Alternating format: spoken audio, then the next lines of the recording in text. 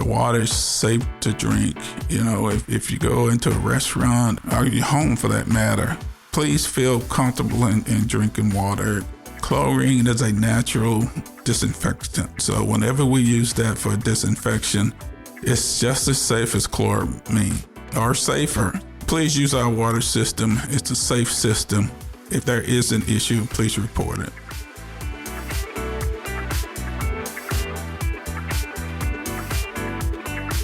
Welcome to the City Manager Minute, the official podcast for the City of Beaumont. Due to the rampant misinformation and disinformation that's been circulating, we wanted to give the community an update on what's really been going on straight from the source with complete transparency and get out the correct information. Today, I'm joined again by our City Manager, Mr. Kenneth Williams. How are you doing today? Doing great, Paige. Thanks for having me. Absolutely. It's always a pleasure. So let's get right into it. What is going on with Beaumont's water? Well, a lot of things are going on with Beaumont water, but the thing is, it's not because of our doing. We just happen to be into drought of historic records, which is kind of creating the perfect storm for us here.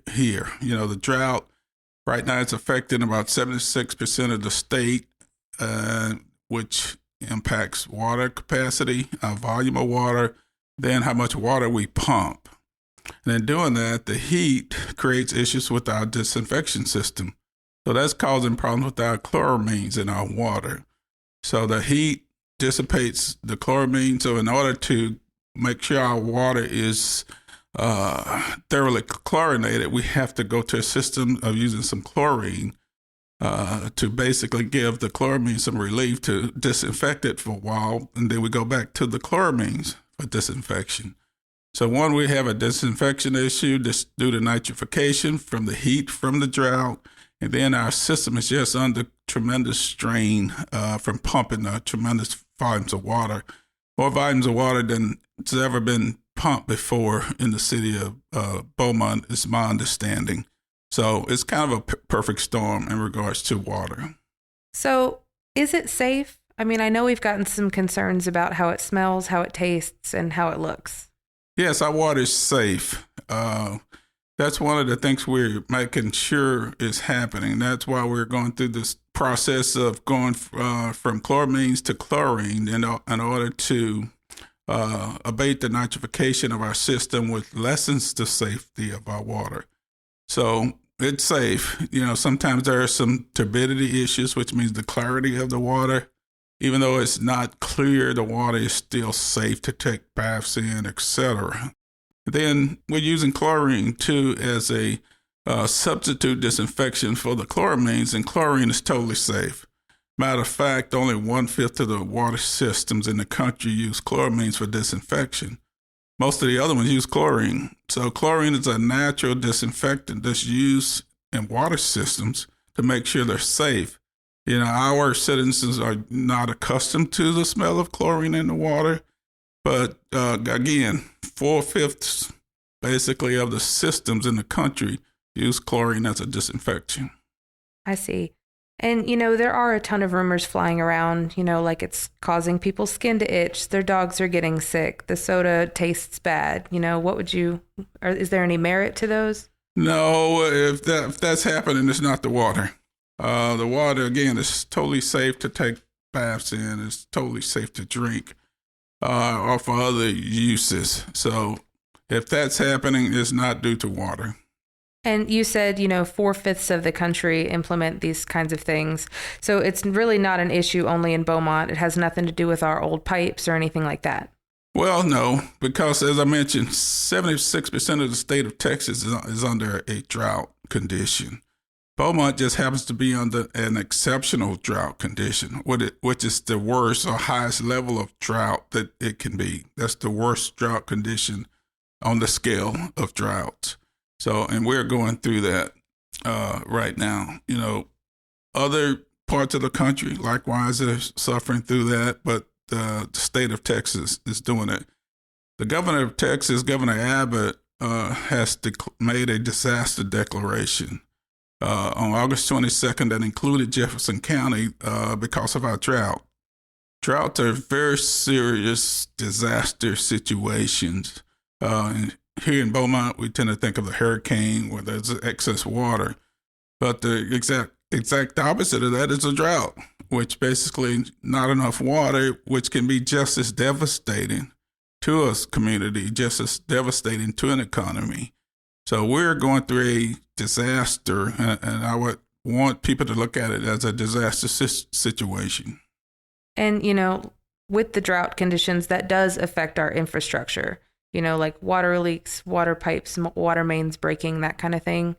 Absolutely. Absolutely. When there's a drought, the ground dries out, basically. And when the ground dries out, pipes tend to break. So you have what we have in our area, what's called gumbo clay. And when the moisture comes out of that clay, it dries out, which makes the pipes move around and they break. And it's not just Beaumont, but it happens all over the state of Texas. I spend a lot of time in the central Texas area, and that's just what happens during the drought. Luckily, some of the land over there is limestone based, which lessens that appearance, but a lot of it's gumbo clay like here. So whenever it dries out, it breaks pipes, and it's just a natural occurrence during a drought. But that's not really contingent on, older pipes or anything like that. It really doesn't have to do with how old Beaumont's pipes are. Well, age can impact it. It can impact it we have a lot of old cast iron pipe here in the ground, which is not used much anymore. Most of the pipe nowadays is plastic PVC pipe, which has a little bit more elasticity. It's able to move a bit during those ground movements. But, again, it's not so much the pipe, it's just the condition we're in. Mm-hmm. I see. I know you said that some of our pipes are pretty old. Why can't we just replace all the old pipes? Well, that's a good question. But basically, we have hundreds and miles of pipe in the ground. Hundreds of miles of pipe in the ground.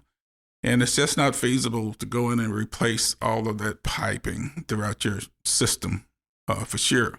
One, all of it doesn't need replacing. The city's had a program of pipe replacement and pipe bursting as we speak. That's been going on for a couple of years. So the city has an active program to replace piping in the ground. But just due to the sheer amount of pipe that's in the ground, you can't replace it all and still operate your water system at the same time.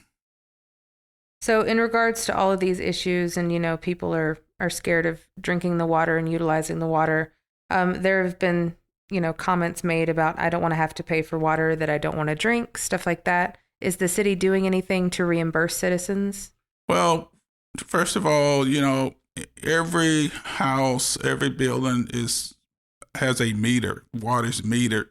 So if you don't use water, you don't pay for it. So if you're not pumping water to drink, you don't pay for it anyway. So you're not being billed for it. So basically, if you're not using it because you think you shouldn't be drinking it or something, you're not paying for it. So there's no reason not to pay for something you're not using. It makes total sense. So give me a few, bullet points on what currently is going on with the drought, right? We're in stage 3. Yeah, we're in stage 3, which is a mandatory stage of the drought. It's a severe stage for Beaumont here. Of course, there's typical things that you're not to do. You have to water on your designated days and times, depending upon your address, whether it's an odd or even address, for sure for stage 3. But this has become more severe, so we're doing some other things too. We have started to actively enforce people who are violating the conservation ordinance.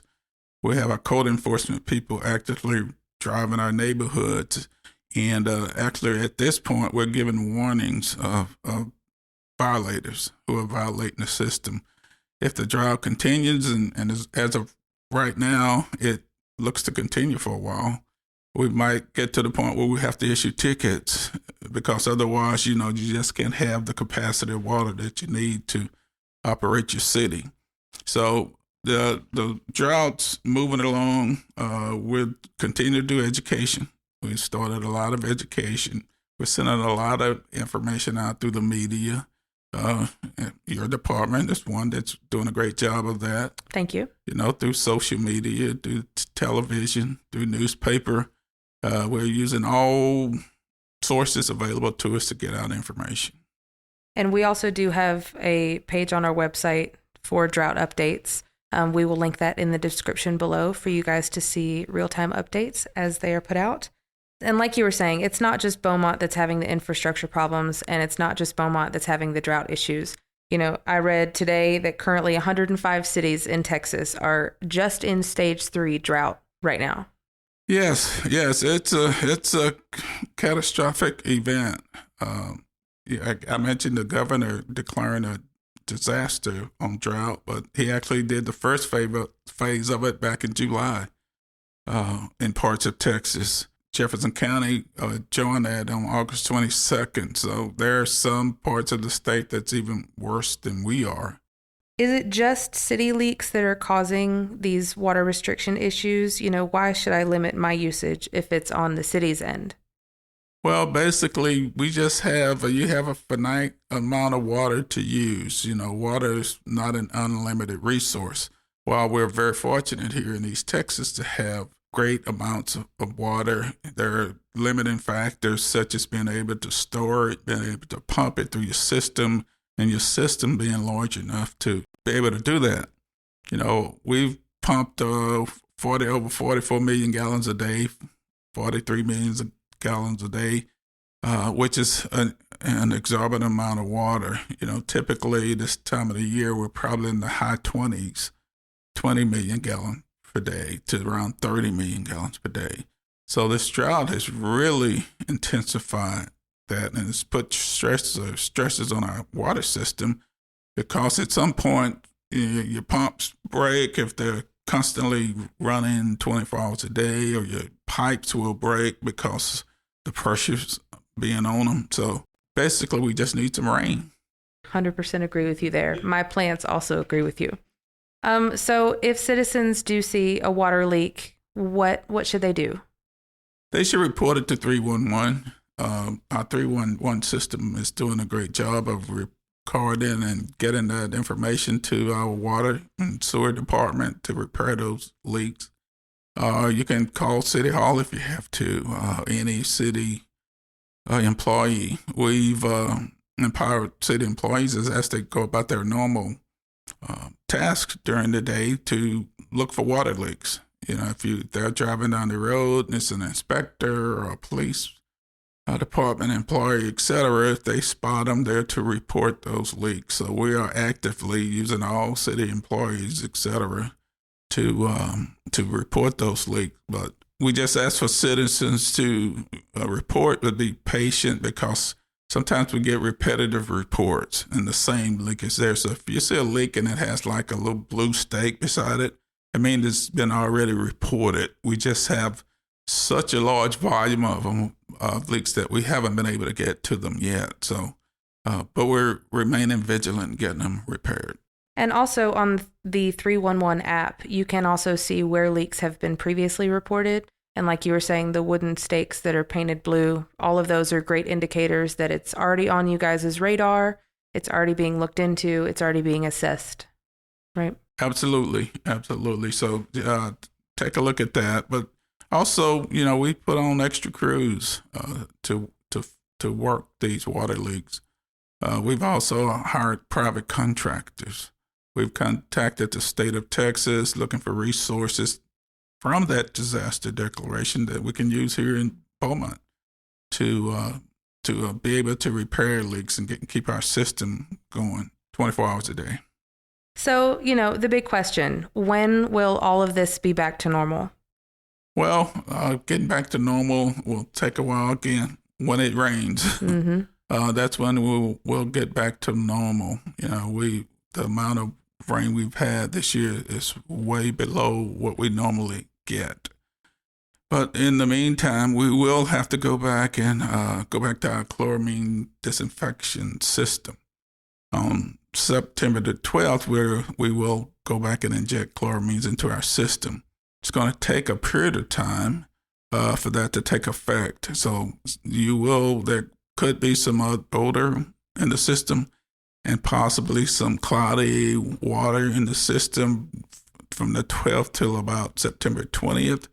But we're just getting the correct disinfection into the system. So we don't want people to get alarmed.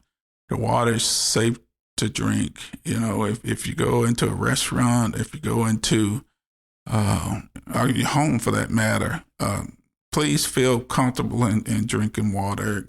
Chlorine is a natural disinfectant. So whenever we use that for disinfection, it's just as safe as chloramine or safer. So a small chlorine smell, I've lived other places and that's what they use for disinfection. So it's very safe. We have safe water. If there is a color issue, report it. We can come out and help with that, alleviate that, pump lines, flush lines, to help solve that problem. But please use our water system. It's a safe system. And if there is an issue, please report it.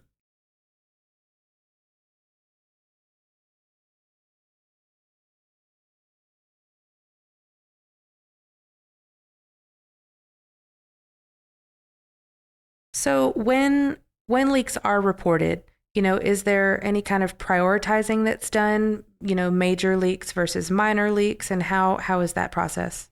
Yeah, that's a good question. Because of the sheer number of leaks, there's some that has higher priority than others. If a larger line, a 20-inch line or 12-inch line is leaking compared to a 2-inch line, we have to prioritize and get the larger leaks fixed first, because that keeps more water in our system, and it helps to keep our water tower and storage tanks filled. So you might see a leak and say, oh, the city didn't get to it or they're not doing it. It's on our list of things to do, but we have to get those larger leaks first to make sure that the system can keep up and supply the water that's needed. We want, everybody, we're concerned about our water system. We want to make sure it's safe for everyone, and it's safe. If it were not safe, we would be the first to say so. We have stringent criteria to follow by the Texas Commission on Environmental Quality.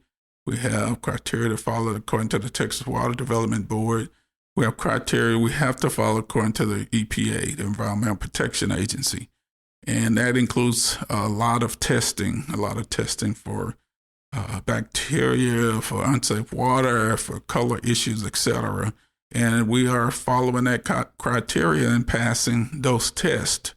So just feel safe in knowing that we're very concerned and we're doing everything we can to make sure our system's safe. And to stay up to date with what's going on throughout this entire process, I absolutely encourage everybody to visit our website, beaumonttexas.gov. We put out regular updates and also on social media, what to expect and what stage of the process we're in currently. We do this daily. Is there anything else you would like to add? Yes, we just ask for the cooperation of everyone. A drought is a serious situation. I can't say that enough. It's a disaster.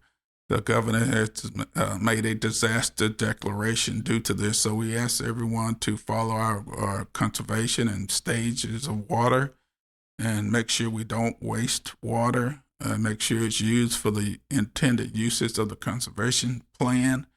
We want everyone to know that we have a safe system. Feel free, feel safe in using our system. If there's a concern, please call 311 and report it and let us know so we can look at that and make sure we're doing what needs to be done with the system. But safety is our number one priority with the water system. And let me say, we won't do anything that would put people at risk for sure. So that's our number one priority. 2 is to make sure we provide the capacities that we need, the volume that's needed for people to drink, for people to be able to take baths, etc. And then we need water for fire if a fire breaks out. So it's a priority for us. We're working hard. I commend all of our city employees for the hard work they've been doing over the last few weeks. It's been a breakneck process. We've had 9-10 water crews working. We had water crews working through the holiday, Labor Day holiday. We've gone out and hired private contractors to do this. So City Council has made this a priority. City Administration has made this a priority.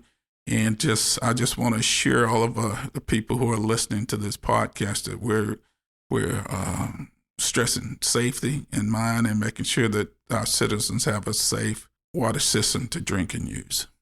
Well, thank you so much for joining us, Mr. Williams. Thank you, Paige. It's my pleasure as always. And thank you all for tuning in for this special episode. We hope this information was valuable and you got some of your questions answered. And please check our social media, check our website. We will link all of those in the description for you. If you want more information about this topic, please join us at our upcoming press conference about water. It will be Friday, September 8th at 10 a.m. at the Lakeside Center. And if you can't be there in person, we will also be live streaming it on our Facebook page. We'll see you next time.